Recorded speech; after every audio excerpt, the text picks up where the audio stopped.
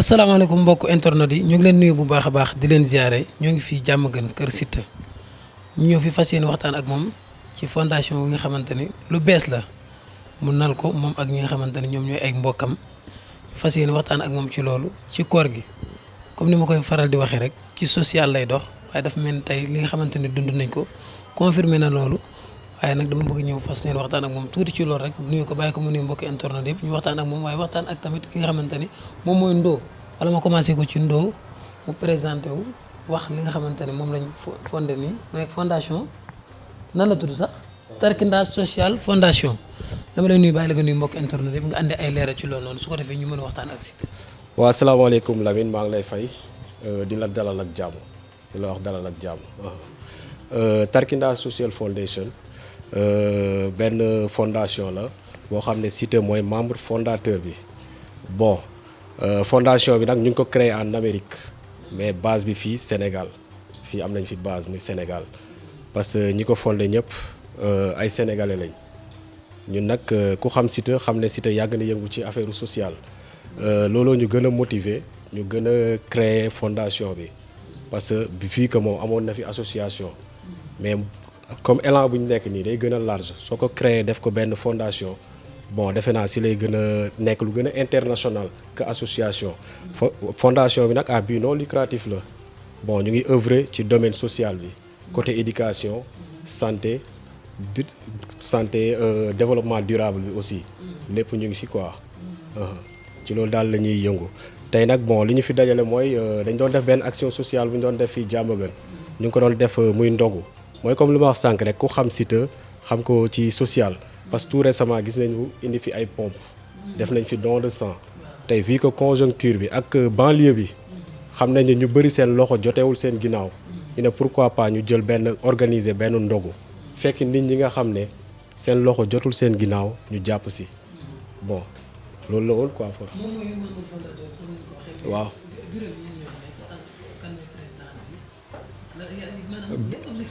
moom laa la wax ne bureau bi fondation bi c'est formel am na bureau am na lépp man mii di wax ak yow mooy bon maay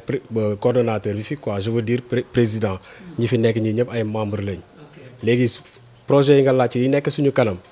bon tey organiser nañ ndogu ñun ñuy créer waat pour dem ci prison yi suñ jógee ci prison yi dañ bëgg a def lancement officiel bi le 4 juin Grand Théâtre léegi ñu ciy woo ñëpp nag parce que fii que mooy lu mu la wax fii ñu dëkk soo xoolee soo génnee si tali bi société yi kese ñoo fi nekk dañ bëgg a impliquer ñëpp képp koo xam ne doomu Sénégal nga ak fépp foo mënti nekk nga ñëw impliqué wu ci affaire bi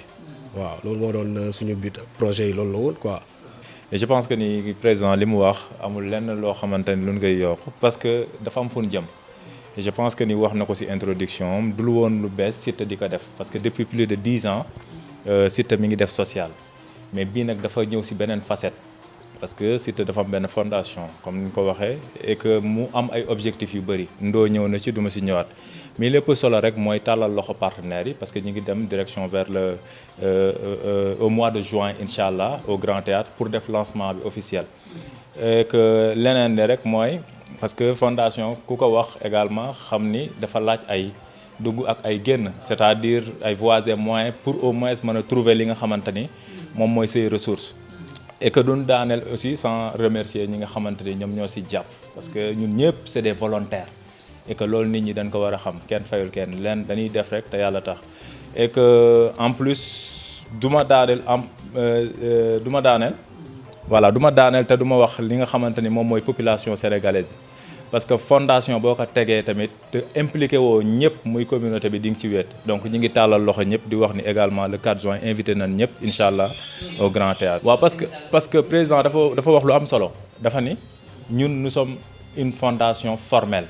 et que lépp lu ñuy def rek dañ ko war a def de façon professionnelle donc ñëpp ñi nga xamante ni war nañ leen bind ay courrier ci kàttanu borom bi dinañ leen bind ñëpp ñoo xamante ni également war nañ leen mën a seeti pour ñu jàpp ci fondation bi dinañ leen seeti. je pense que Aziz wax na ko président aussi wax na ko Tarkinda Social Foundation je pense que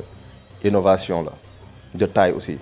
parce que boo xoolee stars yi nga xam ñoo nekk ci àdduna bi yëpp pratiquement ñoom ñëpp am nañ fondation bu ñu ko defee nag uniquement c'est pour aider la population bu fekkee ñoom rek ñoom mun nañ ci génn quoi et boo xoolee li ñuy def nii dafa bokk si li nga xam ne moom mooy le développement économie solidaire soo xoolee aux États-Unis mi ngi représente 20%. soo xoolee en Europe mi ngi représente 10%, mais boo ñëwee Afrique représenté wul 0%. donc cela veut dire que ñun en Afrique dañu war a dimbalante s'entraider et économie développement économie solidaire dafa nekk loo xamante ni tey jii li nga xamante ni loolu nga am mooy un don de soi bi nga xam ne moo nekk ci yow nga war a jël pour apporter ak sa communauté te Siteu je pense que depuis des années mi ngi ci loolu et ñun aussi tamit dañu volontaire pour ñëw jàpp ci li nga xam ne moom mooy ci ci fondation boobu noonu. donc pour wax ni rek ñi nga woo ñëpp képp koo xam ne sénégalais nga yaa ngi Sénégal ñëwal adhéré li nga xamante ni moom mooy ci fondation bi parce que suñu domaine d'intervention dafa yaatu ndoo wax na ko léegi soo xoolee tey jii précarité bi nga xamante ni moo nekk ci école sénégalaise bi dafa xaw a metti et puis waruñu xaar état di ñu defal ñun aussi ñun en tant que population lan lañ mën a defal suñu dëkk bi nga xamante ni moom la ñu nekk. pourquoi ñu war xaar état chaque jour rek ci ay action ñun ku ci nekk war na volontaire dimbal li nga xam ne mooy suñu askan. école yi boo xoolee dañu nekk ci benn atmosphère bu nga xam ne macha allah dafa xaw a désagréable et ñun aussi dañu intervenir ci loolu pour réfectionner li nga xam ne moom mooy les écoles pour dem aussi tam ci cadre de vie bi nga xam ne école yi moom la ñuy dund dem ci daara yi aussi tamit intervenir surtout dans les régions parce que boo xoolee Dakar amul problème mais boo génnee dans les régions da ngay xam ne vraiment ñun soxla nañ ndimbal te ak hôpitaux yi exactement et sport bi aussi tamit parce que quoi qu'on puisse dire c'est un sportif professionnel. boo xoolee mi ngi yëngu ci NMA boo xoolee mi ngi yëngu aussi tamit ci lutte bi nga xam ne mooy ici au Sénégal donc loolu aussi tamit dafay gën a yokk background ci loolu donc ñi nga woo ñëpp ñi ngi woo les lutteurs ñi ngi woo les célébrités les chanteurs képp koo xamante ni moom mooy nekk na ci population bi ñu ngi leen di woo pour ngeen ñëw intégrer li nga xam ne moom mooy ci fondation sociale foundation bi. ci Siteu ñu ngi lay nuyu bu baax yow tamit bàyyi la nga nuyu mbokk internet. waaw maa ngi nuyu ñëpp di wax ne jërëjëf borom Touba jërëjëf borom Touba jërëjëf Cheikh Ahmadou Bamba Khadim Rassoul comme ni ma ko waxee chaque jour di nuyu àdduna di nuyu jàmm gën ak li ko war di nuyu suma sëriñ si Mbàkke Alxuraan di nuyu samay famille di nuyu staff yi toog nii tey waaw di nuyu suma soxna waaw. lan nga yokk ci gars yi la ñu xoolal balaa li gars yi di wax ñoom ñu ne yow yaay membre fondateur bi inspiration bi fan la jógee. nga ne da ngay créer benn fondation boo xamante ne day dox ci dimbali waate inspiration lan moo ko def sa xel. waaw li ko def sama xel mooy si sama doxin la si li ma yàgg defee la waaw tey ñu mun a wax ne man maa nekk lépp mais dama naan ñoom ñoo nekk lépp parce que tey su ma mënee dara à cause que ñoom la. et fondation Tarkinda Social Fondation bi nga xamante ne moom lañ créé ñu ngi koy créé suñu. Amérique lañ ko créé sama jabar tamit def si liggéey bu doy waar moom tamit xamuma la bu ñu demee ba am abse foofu mun a am doole foofu à cause que moom mais tey base bi nga xamante ne moo war a liggéey bi mooy fii Sénégal muy banlieue bi muy Diamaguène bi nga xamante ne ci lañ démarré tey ñu war a jëm ci événement yu bëri waaw liggéey bi loolu la te xalaat bi tamit foofu la jóge waaw. léegi da ngeen am ay partenaires foofu ngeen ko créé. wala amagu leen fa ay partenaires yéen a ngi ci démarche yi ba léegi ñoo ngi ci démarche yi ñoo ngi soog a démarré ñoo ngi soog commencé am nañ partenaires yoo xamante ne tey ñoom ñoo ngi wax ak ñoom ñi nga xam ne staff boo xamante ne ñoo ngi foofu ñun ñi nekk fi tamit ñoo ngi suñu liggéey xaaruñu kenn ñoo ngi suñu waar mais li am solo rek mooy ouverture bi ñu jëm ak li nga xam ne moo nekk suñu ambition te ambition yooyu lu ñu gëm la lu ñu teg suñu tànk la te gëm nañ ni yàlla suñu borom dinañ si dimbale dinañu jàppale waaw ñuy eggale suñu ambition waaw. comme li nga créé ni nekkul lu ndaw li nga sumb nii nekkul lu ndaw yaakaar naa di nga ci soxla ay jàppale yu mag yu am solo yu rëy ñeen ngay woo pour ñu ñëw dugal seen loxo ci li nga xamante ne moom ngeen créé. waaw ñi may woo mooy autorité yi maa ngi woo autorité yi maa ngi woo entreprise yi nga xamante ne tey ñoo nekk Sénégal ñoo nekk ci banlieue bi li ko tàmbalee tey nga xool suñu zone bi ñu nekk li ko tàmbalee tey nga xool poste Thiaroye yi ba Mbao entreprise yi fi nekk bari na nga xool tey entreprise yu mag yi nekk Sénégal ak bonne volonté yi nga xamante ne ñoo ngi fii di jàppale néew gi doole yi di jàppale jeunesse bi di jàppale ñi nga xamante ne tey yow juste dañuy liggéey à cause que tey ay fondation la ñoo xam ne dañuy volonté wu tey nga xool ñii ay kilifa lañ ñii ay membre xamuma ay kilifa yoo xam ne dañoo bàyyi seen i soxla nekk ñoo xamante ne tey dañoo créer seen i entreprise yi liggéey mais dañoo bàyyi lépp ñëw jàpp ci benn fondation boo xam ne pour boo xam mu dem si kanam kon tey pour man jàpp am na waaw mooy suñu ambition rek la ñuy jéem a teg suñu tànk fondation fan lay egg rek Siteu bëgg xam ne lii maanaam li ma bëggoon am naa ko fan la fondation mën a egg ba nga kontaan. waaw fondation bi fu mën a egg ba ma kontaan mooy benn mooy ànd te yàlla rek tax deuxième mooy dëggu troisième mooy loo xamante ne amul yemuwaay mooy man dama koy wax man bu ma fi nekkatul sax affaire bi day continuer parce que du yëfu kenn intérêt ñëpp la mooy ñi nga xamante ne mënaguñu mooy ki nga xamante ne xale la nekk si àdduna nekk si buntu àdduna am xamagul luy àdduna fondation bi pour kooku la fondation bi mooy tey pour kan la mooy ki nga xamante ne tey dox na ba xamatul fu mu jëm mu gindi la fondation bi pour kan la mooy pour ki nga xamante ne tey mu ngi am feebar boo xamante ne tey amul kenn ku ko mën a yëkkatee wala amul ku ko mën a jàppale mu teg la si yoon fondation bi pour kooku la kon tey lii yëfu ñëpp la waaw. wax nga ni da ngeen di jàppale ba fas ngeen yéen a jàppale hôpitaux yi ñu gis négligence bi nga xamante ne am na lu bari na lu muy am ci hôpitaux yi yaakaar naa ni yàggul dara am na benn mbir bu xewoon Louga quelques jours après dégg nañ yeneen lu mel noonu Casamance naka ngeen fas yéene duggee ci hôpitaux yi pour jàppale leen. waaw hôpitaux yi lu ñu mën pour jàppale leen mooy ñun ñoo ngi ci yoon bi te ñoo ngi ci ginnaaw staff yi waaw xam nga man dama dañ ma jiital rek mais li ma ci doon bariwul. wala lépp waxtaan la rek. waaw lépp waxtaan la te ñoom am nañ programme mooy ñoom année bi yëpp am nañ fiche boo xam ne ci loolu dañuy topp mais licence daal mooy suñu ambition tey nga xool tey man fi mu mën a sañ-sañ waxee que booy man tey hôpital bi mu juddoo muy hôpital Diamaguène tey bu fa nit duggee tey am sa kersa waaw nit sa mënu fa fajoo parce que boo xoolee nu muy taawee ak amuñu benn matériel amuñu dara hôpital bi dundatul amatuñ dara loo xamante ne luy wane ni fii hôpital la te ñaan nañu yàlla foofu yëpp bëgg nañ fa jaar defar ko ñaan nañu yàlla dem ci daara yi dem ci école mooy comme ni la ko Seka waxee Ndo waxee la ko Aziz waxee la ko kon tey dafa nekk loo xamante ne tàmbali la am rek mais fu muy yem kenn xamul fan la war a yem te fu muy yem suñu gis-gis mooy ndam dong moo ci nekk waaw gëm-gëm boobu laa ci am te ñoom tamit si lañ am waaw. macha allah li ma bëgg waxtaan yow bari na mais dama bëgg ñu dem defi ko à la une comme ni ma la ko waxee woon keroog rek. nga ñëw ñu def ko à la une. non incha allah dinaa ñëw mais juste rek xam nga tey boo nekkee si loo xamante ne tey moom moo nekk li nga xamante ne moom moo gën a taxaw da ngay fës si loolu. parce que tey lii nii nekkul loo xamante ne lu yomb la. parce que tey imaginer ay kilifa volonté wu. fayoo kenn. ñoom ñëpp dañuy volonté wu pour jàpp si benn mbir pour mu jëm si kanam tey nga xool tey social yi nga yàgg a def. 10 ans passé man ba léegi maa ngi def social. mais social yooyu maa ngi yëkkati sama koppar di koy def. mais tey imaginer ngay def benn affaire boo xamante ne ndog yoo xamante ne tey kii di ñëw indi tàndarma kii indi lii kii indi suukar kii indi meew. yéen ñëpp ñi jënd mburu ñi boole dem àndandoor def loo xamante ne waaw maanaam kenn ku si nekk sa xol li ngay yëg yow ak yàlla rek ko xam. da ngay dem ba sax da ngay yaakaar ne yow dara la. mais mbégte bi nga ci am yow ak yàlla donc xam. comprendre nga. loolu dafa neex. loolu nag booloo rek ko mën mooy lu kenn mën fukk moo ko dàq. waaw ñi ñaan yàlla ambition yi ñu am ak li ñu projet yi ñu song yàlla suñu borom eggale ñu si. le 4 juin mooy nekk lancement bi. waaw le 4 juin moo nekk suñu lancement ouverture bi ndax parce que tey ñun ñoo ngi ci chantier fondation bi ñoo ngi ci chantier. mais pour juste li nga xamante ne tey mooy chantier Fodé. te incha allah tey ñi nga xamante ne tamit ñoom ñoo nekk États-Unis ñoo ngi leen di remercier. am nga yaakaar ne fii ak le 4 juin kër gi dina pare. lu dul loolu am naa ko yaakaar gëm-gëm boobu moo gën a tuuti sama àdduna kër gi man kese mën naa ci dem. mais xam nga tey lu benn nit mën fukk moo ko dàq. waaw te tey xam nga tey nit bu nekkee nitu ñëpp tey nga koy defal benn mbir yow man li ma ci gën a neex mooy ku ne dugal ci loxoom. ku nekk dugal ci loxoom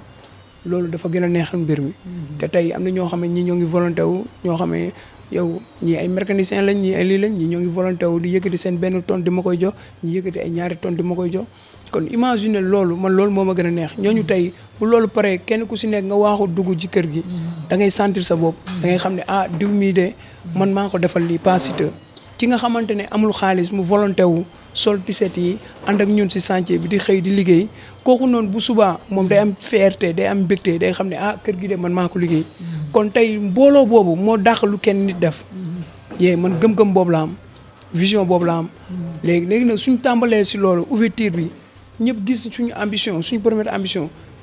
dinañ am yaakaar ne ñeneen dinañ mun a ñëw jënd suñu membre mun a bokk ci affaire bi xam ne ñii de suba de dinañ songu benn école wala suba dinañ songu benn daara wala suba dinañ songu benn hôpital parce que tey soo xoolee tey ñi nekk États-Unis tey ku mel ni sama jabar Kader et ñeer ñoo ngi foofu yaa ngi dégg ñooñu tey ñoo ngi def liggéey bu doy waar ñaan nañ yàlla tey ñoo ngi gis ay nit ñoo xam ne dañuy volonté wu ñi yëkkati ay yëre di leen jox ñi yëkkati ay matériel hôpital may leen yooyu noonu bu ñëwee fii fekk ñun tamit ñu yëkkati suñu ciment ak suñu siwo peinture benn hôpital matériel yi bu ñëwee ñu teg leen foofu day doy waar day nekk liggéey boo xamante ne est-ce que liggéeyu Lamine la du Lamine du Siteu du kenn fondation bi la léegi nag loolu day neex kii day am sawarte pour liggéey ci loolu parce que di si gis boppam 1000% léegi état bu ñëwee dañuy fekk si liggéey pour moom mu jàppale ñu day yomb pour moom mu xam ne ñii dañu am jom day yomb ñun gëm-gëm boobu lañu vision boobu lañu am yee te si loolu la ñuy teg suñu tànk ñaan yàlla suñu borom dooleel ñu kàttanal ñu yaa ngi dégg lii nga xamante moom lañ sumb ñu continuer ci te dama gëm ne ndam rek lañ ci am parce que du intérêt kenn mais suñu mbégte la gis nit am problème à cause que lii mu faju non loolu dafa neex waaw man de loolu moom a gën a neex sama àdduna waaw macha allah loolu am na solo. waaw man moom li may continuer moom mooy juste rek mooy remercier ñi nga xamante ne tey ñoom lañu bokkal liggéey bi comme ñun ñi fi nekk nii tey ñi nga xam ne ñoom ñoo nekk États-Unis ku mel ni Madior Kader Ndey Dem Esra ak ñi ñeneen ñi fa nekk ay Yacine Fama sama soxna ak ay raxam ñoom ñëpp comprendre nga waaw kon tey ak ki nga xam ne mooy Aliou sama frère nekk New York ñoom ñëpp ñu ngi ci affaire bi kon tey ñu ngi leen di sant di leen wax ne ñun tamit ñoo ngi fii ñoo ngi ci liggéey bi waaw di leen wax ne ñun duñu mës a bàyyi waaw aussi tamit di woo képp koo xamante ne jeune nga nekk si banlieue bi am tamit am na fondation nañu bokk ci biir. kogal la Youssou Ndoye waaw Youssou Ndoye bu am na fondation de si ñëw bokk incha allah te góor gi si jee tamit maa ngi koy tàllal loxo moom tamit demoon naa Atlanta seeti ko seetaani woon maxam bi moom tamit mu nekk ku baax nekk koo xamante ne yow lu bari waxtaan nañ ko lu bari tamit pare na pour jàppale ñu mais nekkul juste koo xamante ne tey pour ñëw di lay wax ne non dinaa la jàppale lii wala dinaa la jàppale lale mais lépp loo xamante ne moom moo nekk yéeneem wala moom moo nekk gëm-gëmam tey mu mun ñu jàppale ci fondation bi pour ñu egg fu sori moom nee na dinañ ci jàppale te ñoo ngi koy tàllal loxo di koy remercier di koy wax ne ñoo ngi koy nuyu waaw tegal nañ ko suñu programme te moom tamit mu rafetlu ko trop jox ñu ci ay conseil waaw ak képp koo xamante ne fondation nga yor nga nekk fii Sénégal ñoo ngi lay tàllal suñu loxo ak képp koo xam ne autorité nga yàgg a jàppale ay fondation ñuy def ay social ñun loolu rek lañ bëgg ku ñu jàppale te ñun tamit bëgg nañ képp ku ñuy jàppale nga jàppale ñu si matériel si affaire yoo xamante ne boo ñu jàppalee nga gis ñun tamit ñu defaat ko foo xamante ne bu subaa ñu wala ne ñun fii lañ ko def parce que ñun li ñu bëgg suñu doom yi bokk si ñi nga xamante ne tey ñoo bokk si ñuy jànge école yu baax yi ñoo bokk si ñi nga xamante ne ñooy fajoo si hôpital yu baax yi yaa ngi dégg ëllëg mooy tax ñoom ñu doon ki ñu bëgg a doon waaw parce que xale yi doon yi lu nekk du dëgg waaw man gëm-gëm boobu laa am waaw te ñoom tamit moom lañ am waaw ma lay wax bàyyi nga jox ma sama gars yi ñoom ñuy eggali waaw. si gars yëpp ñun membre lañ ci association bi nag li ko tax a jug gars yi wax nañ lépp mais c'est juste que Siteu dafa nekkoon li ñuy wax ci milieu informel tey jii ñu formaliser ko nekk ci loo xamante ni c'est reconnu aux États-Unis et reconnu aussi ici au Sénégal donc ñu nekk ci beneen niveau laay wax beneen domaine ndax li ñuy def peut-être léegi dinañ ko mesurer ñu am programme boo xamante ni day dem ci temps donc comme li muy wax domaines yi du ma ci wax mais boo xoolee par exemple tey fii ñu nekk tey muy Diamaguène importance démographique bi mu am ndaw yi il faut ñu am ñoo xamante ni ñoo leen di gind il faut ñu wan leen mu wan leen ni adduna bi du bëri ji rek mais adduna bi amal njariñ nit ci la adduna bi nekkal fi nit ñi tamit ci la li ngay am du la ko war a indi wal ci jabootam mais wan leen wan ni war ngeen a góorgóorlu ci seen réew war ngeen góorgóorlu ci seen gox war ngeen a doxalee nii pour seen réew jëm kanam tey gis ngeen xale yi ñu àndaloon donc esprit boobu buñ ko partagé ak ñoom partagé ko ak réew mi jàpp nañ ni dina dem feneen fondation nag li koy doxal bëri na donc danañu bind entreprise yi pour dem ñoom ci seen nu mu tuddati si seen kii yi seen RSE yi ñun yaakaar nañ ñu demee ni ñuy intervenir bëri na war nañ mën a liggéey ak ñoom di ñu intervenir ci ci fondation bi. mécénat bi aussi mooy ñi nga xamante ni yor nañ seen xaalis bëgg nañ accompagner nit ñi buñ ko ci defee dinañ ko gis parce que par exemple tey ñu ngi dugg dans un milieu défavorisé fekk fa koo xamante ni yaay la matalul mu doon ànd ak moom bu nu accompagner kër googu xëy na def nañ pas bu nu duggee peut-être feneen tey